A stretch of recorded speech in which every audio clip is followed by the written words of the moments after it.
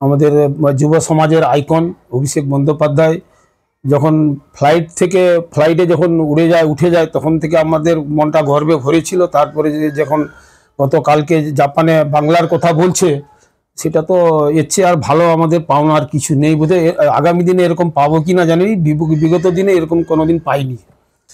তো বাচ্চা বলে একটা জিপি আছে, সেখানে সবসময় সন্ত্রাসের রাজনীতি হয়। ওই সময়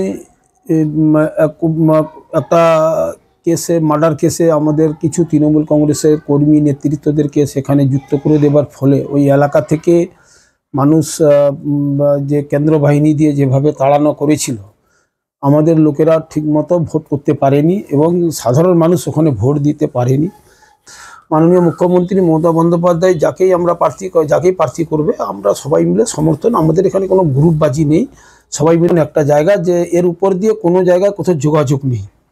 তো ময়নার এমন একটা ইন্টেরিয়র জায়গায় সে বাচ্চাটা পড়েছে, এত ভেতরে, এত ওখানে জঞ্জাল, এত বড় আয়তন, লোক সংখ্যার চেয়ে ওর আয়তন প্রায় দ্বিগুণ তিনগুণ আয়তন। 3টে নদী ওখানে বিলংস করছে, চন্ডিয়া নদী বিলংস করছে, কেলেঘাই করছে, তার সঙ্গে হলদি নদী বিলংস করছে। এই 3টা নদী বিলংস করতে কোথাও আমরা যখন সমস্যা হয়ে যায় তখন যে যার আসামি যারা থাকে তারা সব নদীর পাড়েই চলে যায়। প্রশাসনও ওখানে আমাদেরকে সহযোগিতা ঠিকমতো করতে পারছেনি, কারণ ওই জিপিটা এত বড় হবার কারণে। তারপরে আরও একটা সমস্যা যে আমাদের জেলা নেতৃত্ব যারা আছে এতদিন ধরে আমাদের পূর্ব মেদিনীপুর জেলায় দুটো আমরা মন্ত্রীকে পেলাম, যে সোমেনবাবু আমাদের অখিলবাবু মন্ত্রীকে পেলাম, একটা দিনের জন্য বাচ্চা আসেনি। সাংগঠনিক তো দুর্বল অবশ্যই আছে, ময়নার নেতৃত্বের অভাব।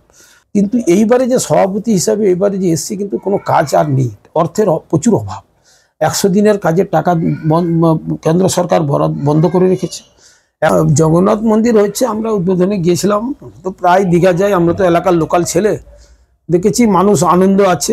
যে উড়িষ্যা, যাদের বাড়ি উড়িষ্যা, তারা জগন্নাথ ধামের মন্দির যেত, পুরীতে যেত, কিন্তু তারা কিন্তু ছুটে দেখছি কি আমাদের দীঘায় চলে আসছে। এটা দীঘার ওই এলাকার অর্থনৈতিক অবস্থা যেটা ছিল আরও কিন্তু খুব ভালো হবে। ধর্ম নিয়ে কোনোদিন রাজনীতি করিনি। আমাদের মানুষ যখন ভোট দেয় তখন হিন্দু মুসলিম বুঝে আমার উন্নয়নটা বোঝে। আর বাংলার মানুষ ধর্ম নিয়ে রাজনীতি করেনি, আর যত ধর্ম নিয়ে রাজনীতি করছে তৃণমূল কংগ্রেসের অত ভোট ব্যাংক আরও বেশি বাড়ছে। সে বিরোধী দলনেতা যতই বলুক, সে তো মিডিয়ার কাছে চিৎকার করলে তো আর কাজ হয়ে যায়নি, মিডিয়ার কাছে বললে তো ভোট হয়ে যায়নি। তার গড়ে সমবায় কদিন আগে সমবায় পুরো ফিনিশ হয়ে গেছে।